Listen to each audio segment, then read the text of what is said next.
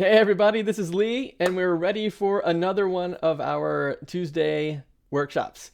And it's kind of piggybacking on last week because last week we were talking about the 5 different pricing methods for high ticket web design, and it was really interesting because a lot of people were, it really opened up the door to all kinds of other questions that kind of came in afterwards about, I just feel like I'm a jack of all trades, and I don't really know if I can charge a lot for that, or we talked about value pricing. All kinds of different questions started popping up about how do you actually get your pricing up there. But the biggest one, by far, the largest, the most people had the most concern with regard to, it's just scary. I'm too afraid to raise the price. And so that's what I want to talk about today. It's like, how do you then overcome the fear of raising your prices? And why is it important even to do that in the first place? So I'm going to go through the 5 top things that people tended to say with regard to feeling like they just can't raise their price or just feeling too afraid to. And then at the end, what we'll do is we'll talk about how do you really overcome all of this, and do you really have what it takes? Those types of questions. But the first one is everybody's afraid everybody will say no. Like, they think, well, I think what's really happening is people are already kind of coming at things with kind of a low price. And usually the price might be as low as like $500, but usually it's somewhere between like $500 to $2,000. And those are the prices that people are starting with. And the clients are just saying like, no, right, with those prices. And they think, well, if I were to double that or, go to $5,000, then that would literally mean everybody says no. And so it's that fear of just universal rejection that everyone's going to say no, and they'll be looking at you in the eye, laughing in your face, pointing at your proposal, and how embarrassing would that be? And I don't want to get into that situation, so I'm not going to raise my price for that reason. It's because there's the fear of everyone's going to say no. But the truth is, that's a myth. It's a lie. It's a fear. It's a ghost. It's not a real thing. It's a ghost. And almost quite literally so, in the sense that, what is a ghost? It's something that's not real, but it feels scary anyway. And that's kind of the truth here, is that it's not the case that everyone will say no to a higher ticket price. And so when I'm talking about higher ticket pricing with regard to web design, I'm talking about like between like 5 to 10, maybe up to $15,000, like 5 to 15,000, kind of in that price range. And so then you think, okay, well, what if I charge $5,000? If you're currently charging like $2,500, what if you doubled it to five grand? Are you telling me that there's no one in the world that's going to spend $5,000 on their online presence? I mean, obviously that's not true. I mean, I sell $5, $10, $15,000 websites all the time, and so do all the other double stackers. And it's like, people sell websites at vastly more. I've had people give me proposals to rebuild some of the websites that are kind of in some of the businesses that I kind of manage for like $25,000, $30,000, $50,000. I mean, it's like ridiculously higher than $5,000. So it's absolutely not the case that everyone will say no if you are in the $5,000 to $10,000 price range. So that's why it's a ghost. It's not true that everyone will say no. And so you can immediately disband that fear because it's obviously not true. It's just a fear. It's just a ghost. And so you kind of, when you look at it clearly like that, when you kind of just lay it all out, it's obvious that some people will spend dramatically higher pricing on their websites and on their online marketing and all that stuff. So that's the first fear. And the cool thing about it is it's really simple to overcome. It's not easy necessarily to kind of break through to the other side, but it's simple. It's just a realization. It's like turning the light on in the room and you realize, hey, it's not a scary monster, blocking my door. It's really just my coat hanging on the doorknob or something like that. So that's fear number 1. Everyone will say no. Obviously, that's a ghost. Here's the second one, though. Some people say, well, okay, well, maybe not everybody will say no, but all of my clients would say no, right? So you kind of scope it down to, well, not everybody in the whole wide world, but just my clients are the ones that will say no. And that's a little bit different because it might be that might be another ghost, but it also might be true. So let's look at both sides of this. So in my experience, what I've noticed is that when people say that they can't pay more, they couldn't afford to pay more or whatever, it's really what they're saying is they don't want to, right? Like they choose not to pay more rather than they can't. And for example, I was talking to a dermatologist who was moving from Colorado to South Florida on the Gulf Coast to set up a dermatology practice. And he was actually texting me some pictures of the location, and it's on this harbor, and there's like boats out there. And he was like, hey, look at this really cool etched glass like logo thing that he was going to hang kind of in the entranceway to the practice, and he's decking the whole place out with IMAX so that it looks awesome and, you know, really cool to go in. And he also said, and I have a budget of about $2,500 for a website, right? And so he's like, that's obviously a situation. I mean, he's going to spend more than $2,500 just probably for the etched glass logo thing, right? Or what about the IMAX that he's decking the place out with? It's like, obviously the budget is there. Like there's money in the place to invest in certain things, but he's coming to the table thinking, hey, well, I don't want to spend, I feel like a website should cost $2,500 or less. Can you keep the price kind of in that range? And so that's a really different kind of situation than someone who just flat out doesn't have $5,000 or $10,000 or whatever. And no matter how badly they want it, they just can't do it. So those are the two sides to this particular problem. And so what we want to do is, how do we overcome each one? Well, the first one is, well, there's ways to justify the value of your higher ticket work by showing that, hey, it's not a website. It's something that's really going to drive a huge impact. And that's one of these situations where a lot of times your marketing needs to kind of come into play to sort of pre-filter the types of leads that you're getting.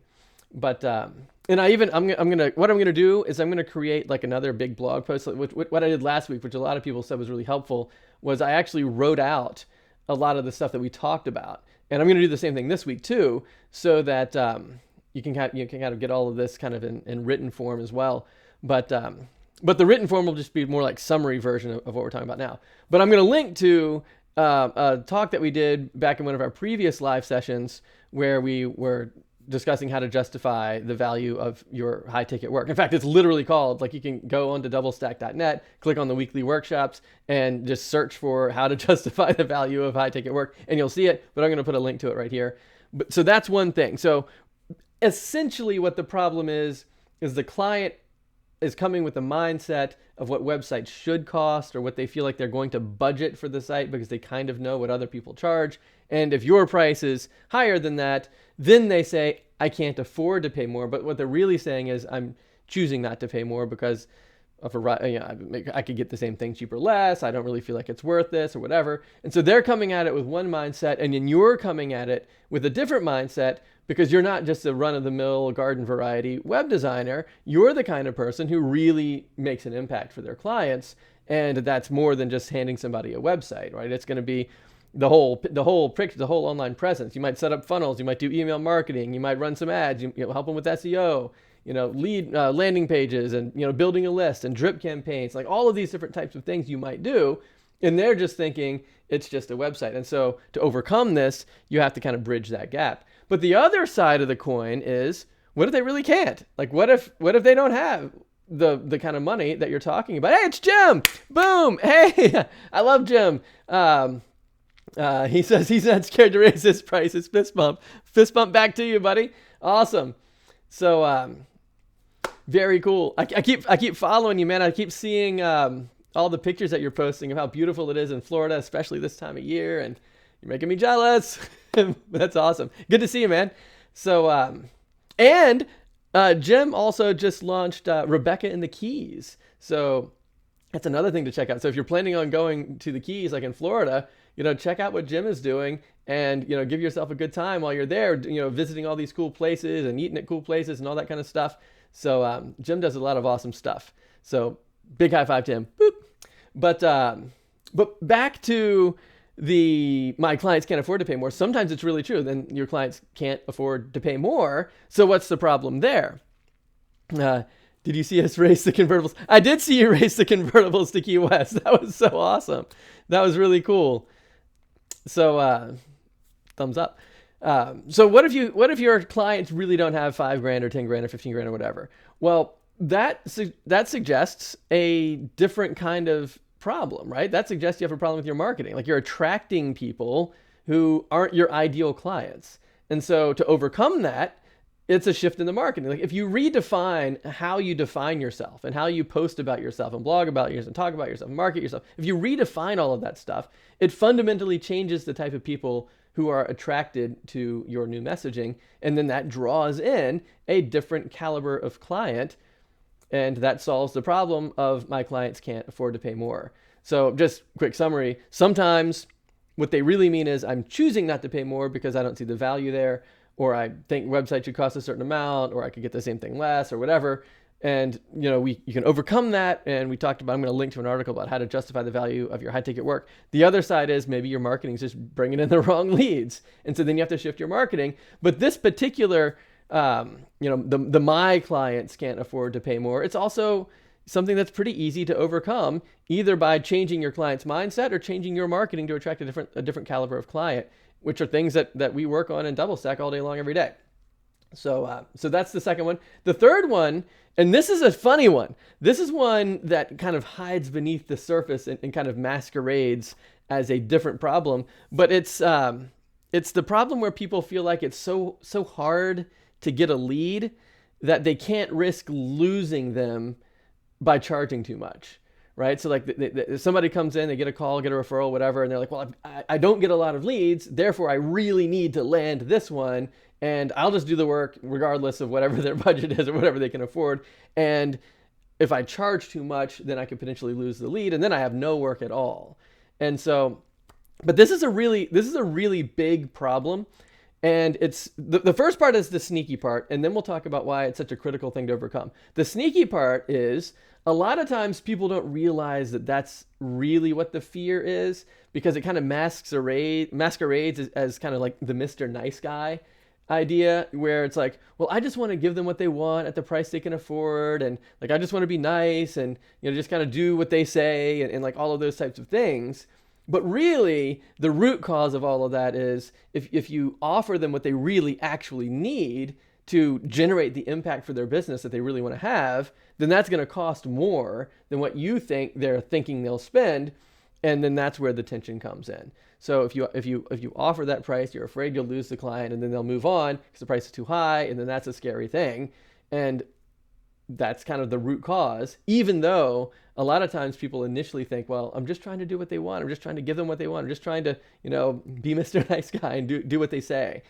And so that's why this is kind of a tricky fear to kind of pin down and squash, but it's an important one. And the reason that it's important is because it's one of those things that if you don't overcome this, you'll never build the business that you want, because you'll always be doing low ticket work, and you'll never be able to generate enough leads or enough projects or the income to actually to hit the goals that you have, to actually build a business that's sustainable and giving you the freedom and the lifestyle and everything so that you can race convertibles to Key West like Jim is doing. So it'll never give you that kind of lifestyle. And so what ends up happening is you have all of these little projects that you accept, and you begin to feel resentment about them because you know that you're better than the work that you're hired to do, and you don't have the resources to do all the things that you really need to do. And then you end up handing all of that over to your client, and maybe you're kind of rushing through and cutting corners and whatever, just because you don't have they haven't hired you for enough to really do your best work. So then you hand it over to them, and they don't get the best outcomes out of that either. They just have a website without any real results behind it. And then you think, well, how long can I run a business like this? How long can I stay in business where I'm irritated with my clients? I feel like they're undervaluing me. I'm not making the money I want. I'm working too hard. My clients aren't getting results out of it. I'm just in the noise. I'm just one of many, just a commodity among everybody else. Like, how do I figure out how to fix that problem? So that is a huge issue as well. Oh, Jim says he's the captain of 2 boats now too. He's crushing it, living the life. That's awesome. Wow. So that's kind of the idea behind the problem of the fear of it. It's just too risky. Like it's so hard to get leads that I have to do what they say. Otherwise, I can't. I might lose them. So then there's a fourth one, and the fourth one is it's just like I don't want to overcharge. Like I don't want to just raise my prices willy-nilly just because I'm raising my prices. I feel like that's too much. And so the reason that this is a weird fear is because you're not just raising your prices for the sake of charging more. The whole concept is you're raising your price for the sake of being able to do a new level of work that actually generates an impact for your client, which is of course really what they're counting on you for. And so the way that I like to talk to somebody who's saying, well, I just don't want to charge more. I don't want to just overcharge people and, all of that kind of stuff. So, Jim, so, Jim says, Lee taught me everything I know, so pay attention. So that's very nice of you, Jim. Thank you. I feel embarrassed now. Anyway, that's not the point. Is not to just overcharge people for the sake of overcharging people. The point is to create an environment where everybody wins. Everybody wins. And it's not just you, it's not just the client, it's their customers too. Like everybody wins when you create an environment where you can generate a transformative impact for your client. And just handing them a cheap website does not generate a transformative impact for your client. I mean, they may use that as a piece of the puzzle later, but it's not because of you. It's because they had someone else help with the marketing and someone else help with the messaging and someone else help with all the different pieces, and you were just a little fleck in all of the whole thing. And what we want to do is make you be able to generate those types of impacts for clients, but you can't do it if you're only charging like $2,000 for your projects or whatever. It's like that does not give you the time it takes and the resources you need and the tools you would need in order to create that transformative impact. And that's a big thing. I want to really differentiate between the difference of just handing somebody a website, like adding a website to somebody else's business, versus using all of the stuff that we know about web design, digital marketing, just developing an online presence, social media, all that stuff, using all of that stuff to deliver a transformative impact on behalf of your client. That's a big deal. And so if you feel like you can't raise your prices because you feel it's kind of the fear is I'm overbilling or I'm overcharging or something like that. The truth is, if you're offering a project that's like $2,000 or less, that's overcharging. And it's a difficult thing to kind of wrap your head around at first sometimes, because it's like, well, what do you mean if I'm charging less than $2,000, I'm overcharging? What does that mean? Well, what it means is, say you're charging $1,500 for a website. Well, we know, you and I both know, that means you're not going to have the time to do a lot of stuff. You're just going to have to pretty much crank out the site kind of as fast as you can. It's going to be limited probably to just the website. You'll probably have the client will be writing their own copy, so who knows how good that is? Who knows where the imagery is going to come from? Who knows what even the messaging is at all? It's like, if the client's writing all that stuff, like, do they have a marketing perspective or an angle, or do they even know where to go to find clients and generate leads? And are they building an email list? Are they engaging in any sort of social media? Like, you don't have the time to do any of that stuff. You're just going to crank out the site, probably put whatever they sent to you in their Word docs or in emails and cram that into WordPress, and then they kind of hand it over and it's $1,500. Well, if that is what you're doing, then the client can get that same kind of outcome for like $15 per month. I mean, just like set up a Wix website. So it's overbilling to do it the cheap way, right? So if you want to have that transformative impact, what you really need to do is charge enough to be able to allow yourself to deliver that style of impact. And that means you're going to be needing to get your price range up to at least $3,000 to $5,000, if not $5,000 to $10,000, so that you have the resources to do that. And if you're just charging like $2,000 or $1,500 or something like that, then it really would be in your client's best interest to just go onto Fiverr or whatever, or jump on Wix and just kind of build their own site, because the tools are there for them to put the copy on the page, and there's templates, and it will be responsive, and they'll probably pay less in hosting. It's like, it's a better financial deal to do that than it is to pay someone $1,000 or $1,500 to build a WordPress site. So the truth is, one way to overcome this overcharge people fear thing is you're probably overcharging people right now. Like if you're charging $1,500 for something that people could get for $15, then that's a big problem.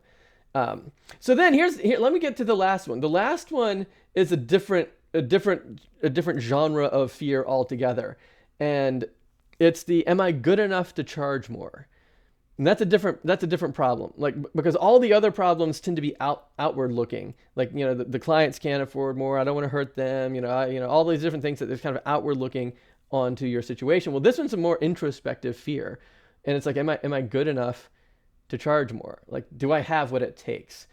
And I got to tell you, like, I think everybody on the earth has this problem in whatever it is they do. I mean, it doesn't matter, what degrees they have or how long they've been doing this stuff or how you've been honing your skills, or I don't think any of those things really matter. I think ultimately everybody tends to, at least at some point or another, battle with the fear of that little voice inside saying, you're not good enough. You don't have what it takes. You can't do all of this stuff. And so then you have to think, well, is that true, or am I just freaking myself out? And there's two different kinds of people that I've come across. And everybody that I've ever met that comes out of this group, or that have scheduled a call to talk with me, or that jumps onto these live workshops, or that emails me because of the podcast, or whatever it might be. I don't think I've talked to maybe less than a dozen people out of the hundreds and hundreds of people that I have spoke to. I think just I could probably count on one hand, maybe even, just 5 or fewer people who I just didn't think they could ever make it. And it's usually because of the internal problems. Like, I've talked to people that say that they just basically want to build like the Wix platform on WordPress. They just want to crank out as many cheap websites as they can, and just have some sort of an automated system to like build these cheap sites and just get as many leads and just cram it through and blah, blah, blah.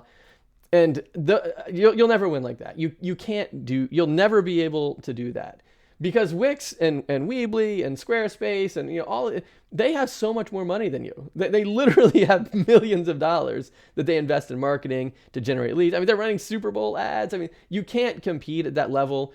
And then even if you could, when you get people into WordPress is not as good as Wix for people that don't know anything about what they're doing. You have to know a little bit about how to put a website together, at least a little bit, in order to build something on WordPress that's going to be as good as it otherwise would be on Wix. Now, people like you and me, we can do way more on WordPress than anybody could ever do on Wix.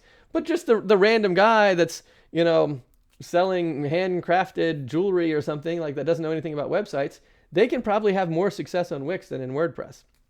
So, and it's the people that just feel like they just want to just crank out cheap projects over and over and over. Those are the people that I feel like just can't succeed. But everybody else that I talk to, it's like, you care about your clients. You're serious about wanting to create an environment where everybody wins, and you're constantly seeking to improve, and not just your skills, but also your marketing and your mindset. And you want your clients to get true, measurable value out of your work, and you're resourceful. Like, you dig in. Like, you wouldn't be listening to this if you weren't resourceful and digging in and trying to do better and all those things. And you've got grit. You like hard things because they're the most fun to smash. Those are the types of characteristics that you and I have, like the people in this group have. And those are if that's you, I'm 100% confident you can do this. I'm 100% confident. I know that you can generate the kind of revenue that you need and build a business and live an awesome life and have all the freedom and everything else that you want, because those are the characteristics that really make the difference. And I can like help you with all the other parts. Like, if you feel like, I don't know all the different types of technical, I don't know how to build a funnel, or I don't know what a drip email campaign looks like, or I don't know how to build a landing page, or I don't really know how to get my marketing dialed in, or what to say that I do, except for I just build websites. Like, I'm stuck with the marketing. I don't know what to do there. Well, if that's you, let's talk about that and fix it. It's like, those are the things that we can fix like really quickly. Like, in a couple of weeks, we can put all of those pieces together so that you have a system in place so you know how much you need to be charging to actually hit your income goals. So we can start figuring that out. Like, what are your income goals? And then we feel like, well, how many projects do you need to do, and at what price to kind of get that result? And then we put some marketing in place. We're like, well, how do we attract clients that way to do all that stuff at the prices you need to charge? And then we work on your client onboarding process to make sure that when you meet with clients and the way that you write proposals and everything is dialed in, so that not only are you're attracting, but you're also winning the client. It's like a comprehensive thing that basically enables you to get from where you are right now to exactly where you need to be.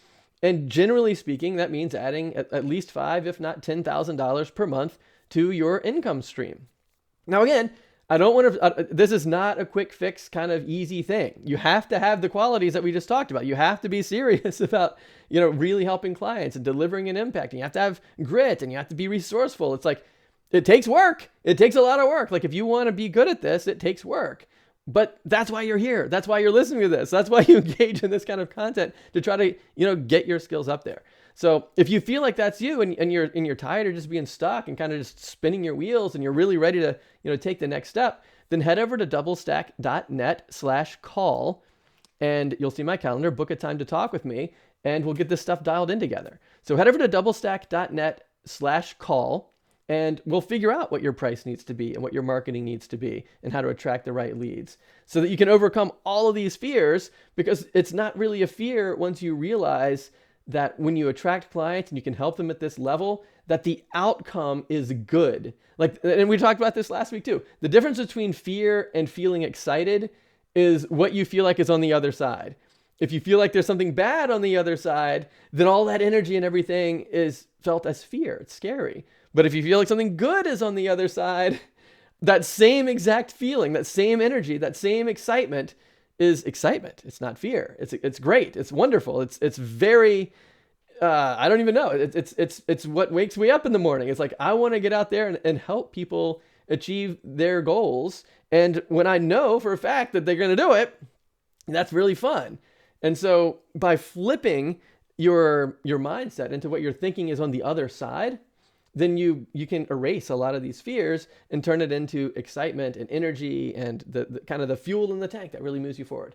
So head over to doublestack.net/call and we'll get on the phone for free for like 45 minutes and talk about all of these things. And we'll figure out your pricing, we'll figure out your marketing, and whatever else is on your mind. It's like, I've been doing this almost 20 years. So I've probably seen whatever it is that you feel like you're stuck with, and we'll just work it out. So head over to doublestack.net/call.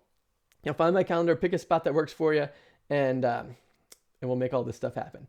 All right, it was great seeing you. Looking forward to catching up again next week. High five to you. Boop. Talk to you then.